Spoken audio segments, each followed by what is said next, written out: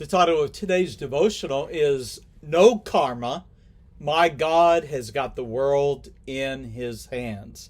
And it's taken from today's scripture reading, Esther chapter 6, 7, 8, 9, and 10. Now the world calls it instant karma, an ideology attributed to Buddhism and Hinduism.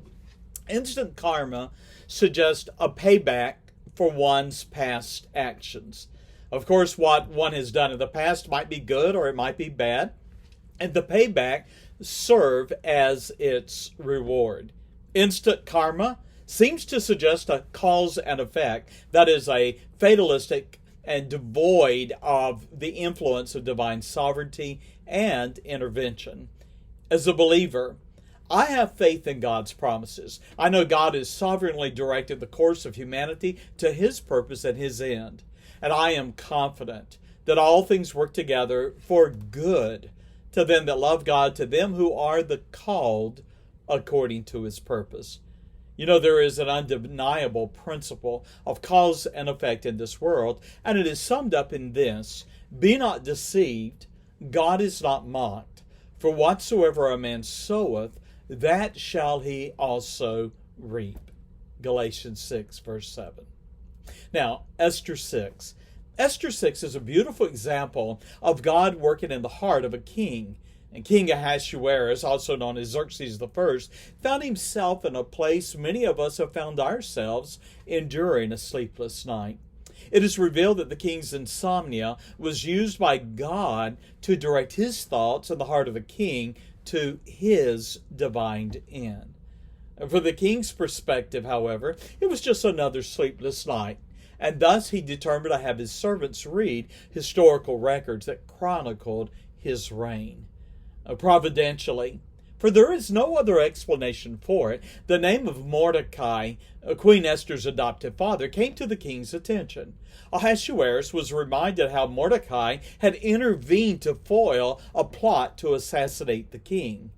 Recalling the event, the king wondered aloud, what honor and dignity hath been done to Mordecai for this?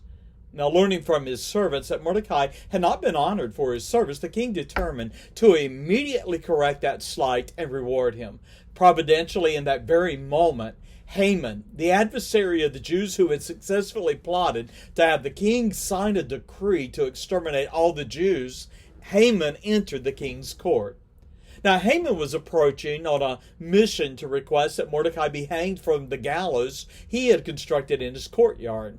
In a wonderful twist of what some might call instant karma, Haman listened as the king desired his advice on the means of honoring a servant, and I quote, in whom the king delighteth to honor.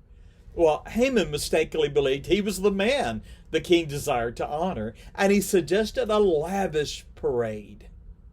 Well, he was paraded, and we read in Esther 6 and verse 8 and 9, let the royal apparel be bought, which the king useth to wear, and the horse that the king rideth upon, and the crown royal, let it be set upon his head. And let this apparel and the horse be delivered to the hand of one of the king's most noble princes, that they may array the man withal whom the king delighteth to honor, and bring him on horseback through the street of the city, and proclaim before him, thus shall it be done to the man in whom the king delighteth to honor. Ah, the irony.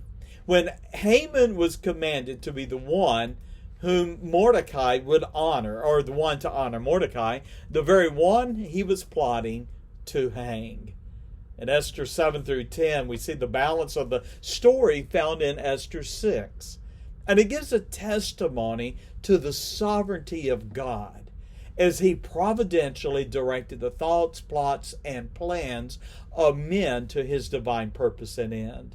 We read in Esther 7, Haman's wicked scheme to annihilate the Jews was not only thwarted, but he fell victim to the very gallows he had constructed to hang Mordecai. Dear friend, all men are free will agents. However, God can and he does steer the course of human choices to accomplish his plan and purpose. A king, president, governor, judge, sheriff, employer, teacher, pastor, or parent, none are beyond the sovereign purpose and will of God. Solomon taught his son, the king's heart is in the hand of the Lord. As the rivers or streams of water, he turneth it whithersoever he will. Proverbs 21, verse 1. No man acts independent of God. After all, he's got the whole world in his hands. God bless you. Have a great day. Bye-bye.